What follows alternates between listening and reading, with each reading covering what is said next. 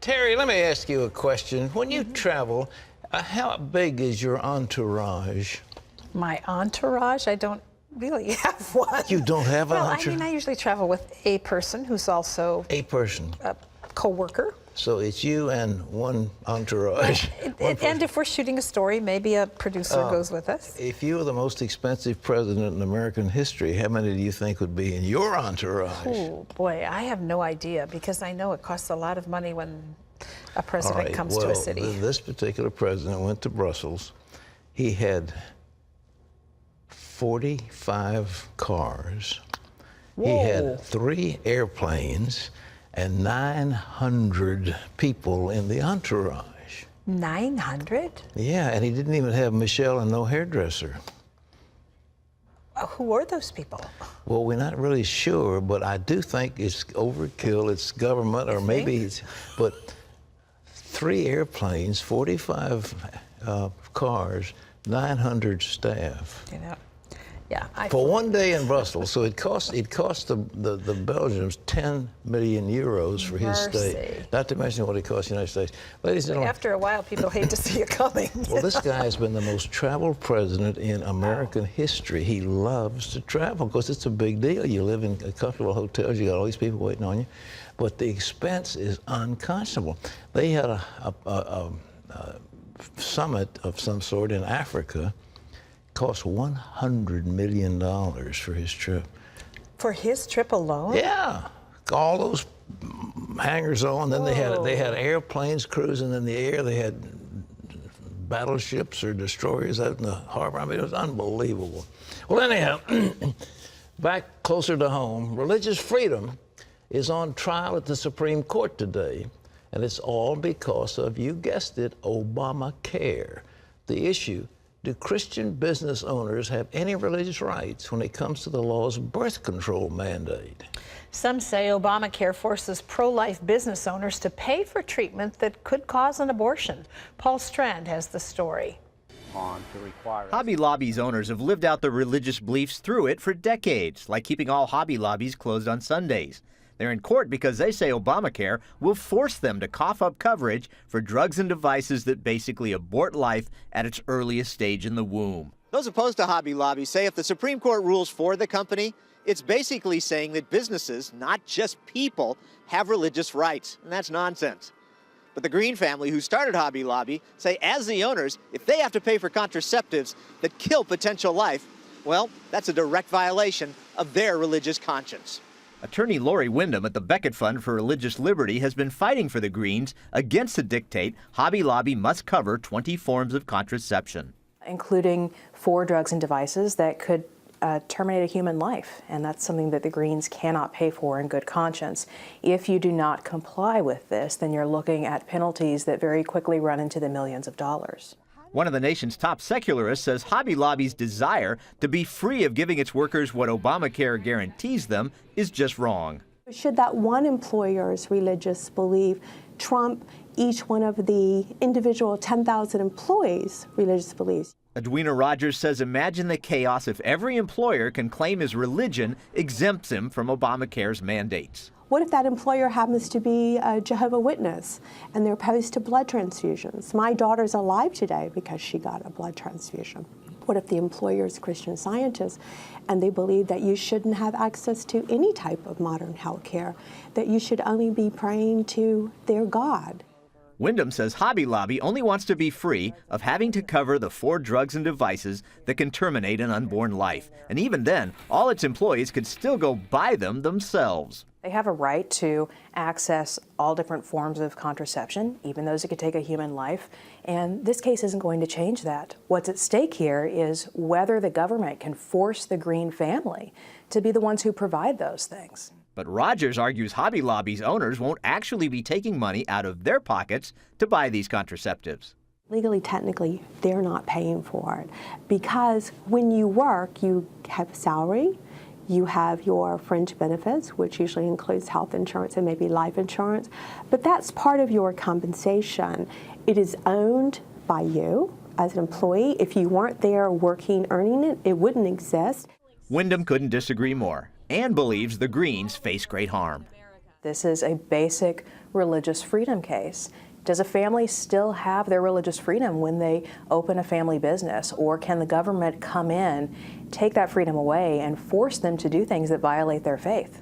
The Greens say the White House through Obamacare has put people like them in an awful bind, that just because they own businesses, they may soon have to violate their most deeply held religious beliefs. And they find that amazing in the country that gave birth to the First Amendment.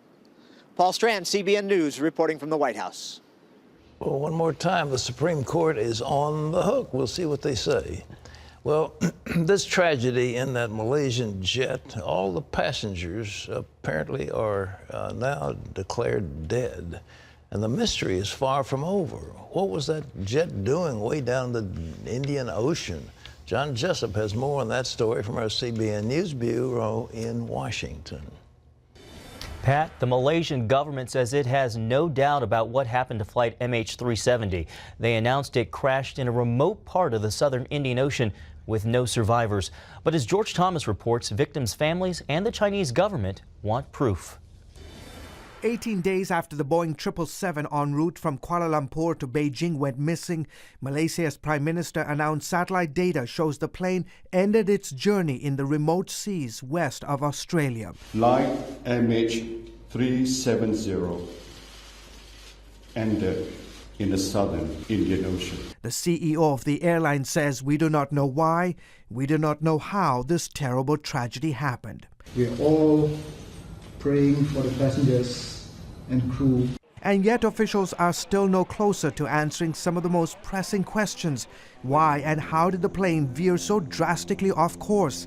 Was it terrorism, hijacking, or mechanical failure? Britain's Daily Telegraph says sources close to the investigation believe the plane was deliberately crashed in an apparent suicide mission. Locating the plane's so-called black box is all the more critical before its signal dies in a few days. The investigation underway may yet prove to be even longer and more complex. For the families of the 239 people on board the Malaysian Airlines flight MH370, it was the news they feared the most. Sadness and anger came pouring out as families tried to come to terms with the announcement. They said the plane went down in the southern Indian Ocean, but they have not found the plane yet. What are they basing this on? In Beijing, relatives of some of those on board demonstrated outside the Malaysian embassy, accusing them of hiding the truth.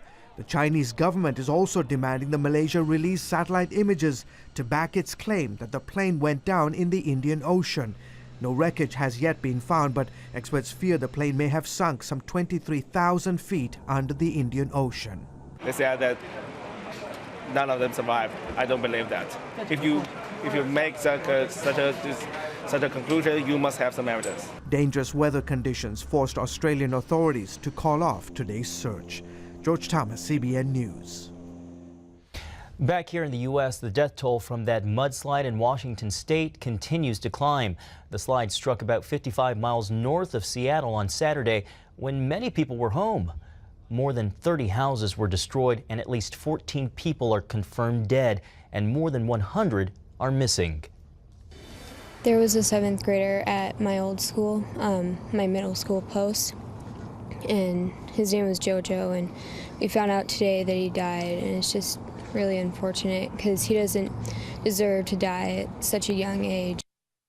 Desperate family members are using chainsaws and their bare hands to dig through the debris. The mudslide was caused by heavy rainfall softening the mountainside above the homes.